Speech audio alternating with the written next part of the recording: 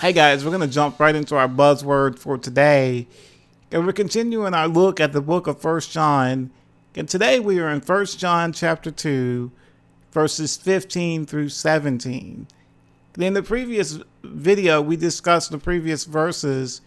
And in those verses, John addresses fathers, children, and young men. And we said that basically the things that he said to these three groups are also true for every Christian, whether you're a father, a young man, or a child, or a mother, or a daughter, that these things apply to us. And basically the point was that we are overcomers through the blood of Christ, and the victory that overcomes the world is our faith. Which brings us on into verse 15, after we just finished saying you are strong, you are overcomers. He says in verse 15, do not love the world or the things that are in the world. If anyone loves the world, the love of the Father is not in him. Now, a lot of Christians have used this passage of Scripture through the years to devise a list of things that if you do anything on their list, then you are considered a worldly or liberal Christian. And I don't want to provide such a list to you guys today. I want to let God take his word and show you those areas in your life where you need to work. Those blind spots in your life that things in the world may be pulling you away from Christ. Now, there may be people listening to this video that you don't know Christ, and maybe you don't even want to. But I'm praying that God would use this passage to show you that there is a better thing for your life than anything the world has to offer.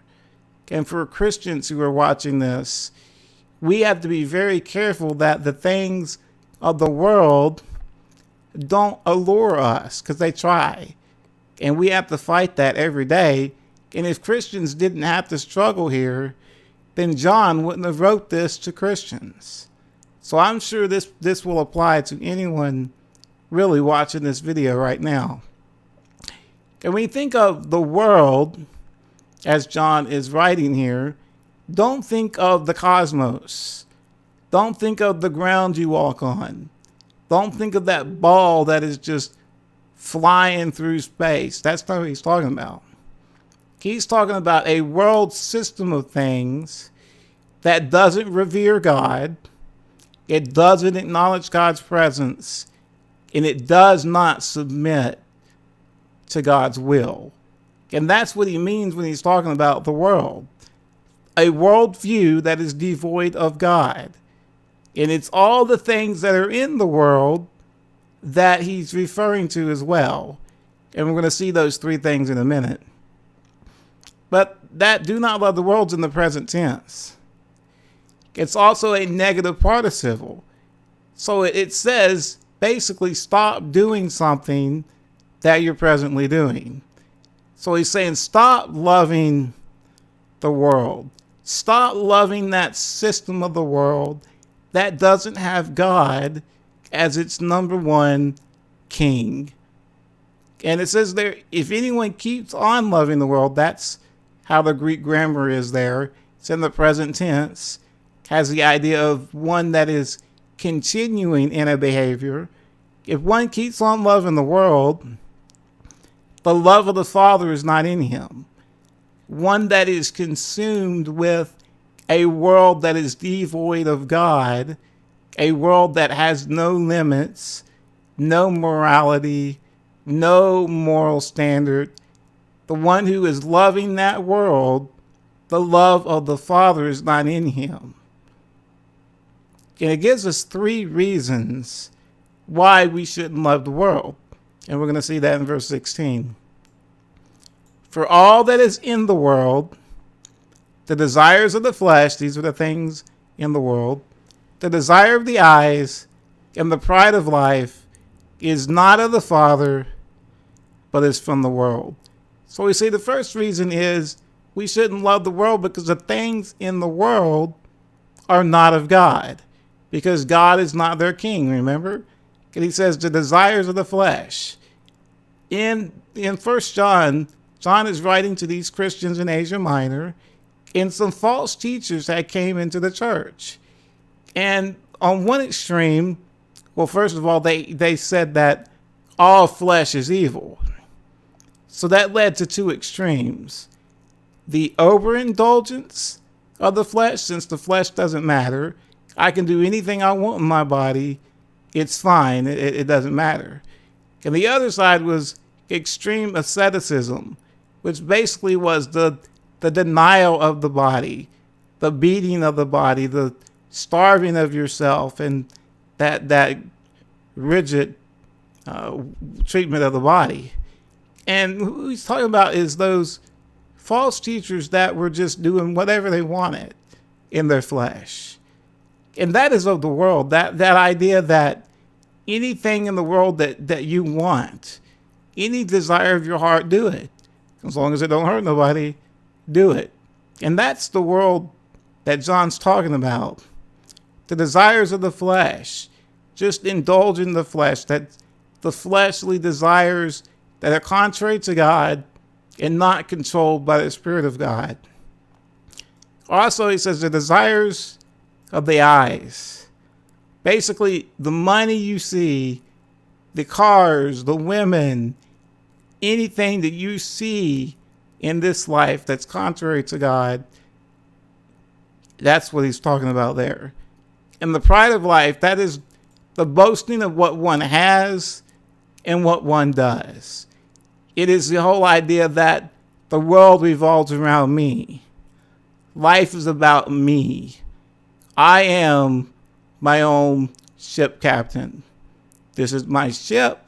I am the captain of my ship, and I go and do what I want. And that is the pride of life. The idea that I can just live this life. There's no God. I am the main guy. I am God. That's the whole desires of the flesh, desires of the eyes, and the pride of life.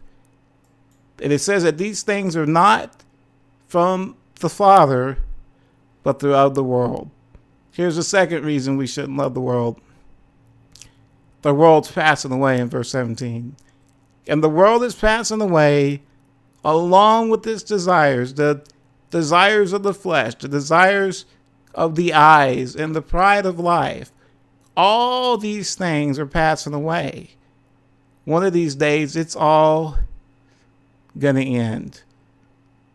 And I think of Hugh Hefner when I think of this. You know, Hugh Hefner, the publisher of Playboy, lives lavishly in a mansion with beautiful women all over the place, and he just lives however he wants. God is not even a thought in his mind. Hugh Hefner will pass away. That world that he lived in will be gone. What's going to happen to him then? That's an interesting thought. Continuing on, it's going to pass away.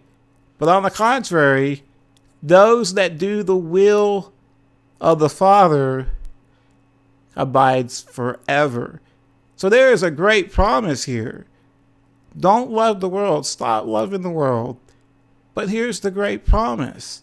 Those that do God's will, that live their lives governed by the Spirit of God and the rulership of God in their life, they're going to abide with God forever.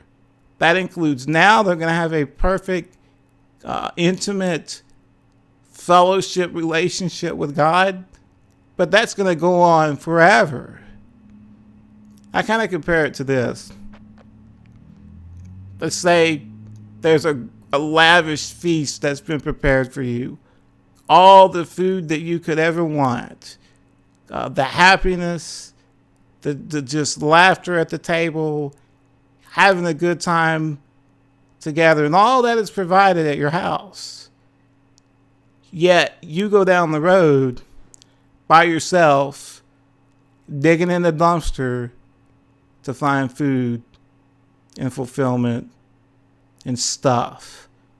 That is exactly the comparison to the one who loves the world and the one who loves the Father.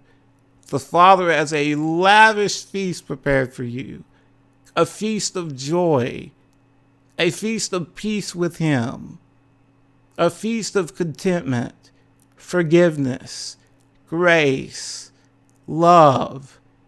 Yet we go out and dig in the trash can of the worldly desires of our flesh. Anything we can see, we can go get it. The desire that I'm my own ship captain. We're digging in the trash can when God has so much more for us. Now maybe you're watching this video, you're not a Christian. You're digging in the trash can of the world and you're not satisfied. You're not happy. You're not at peace with your God. There is something better for you. Now maybe you are a Christian and the world has been pulling you away. What the world offers you is like the stuff in the trash can. God has more for you. Don't shortchange yourself. Now I encourage you to evaluate your life, evaluate your activities, and ask God to show you the blind spots in your life that's taking you away from that feast and leading you to the trash. That is your word for today. Take care.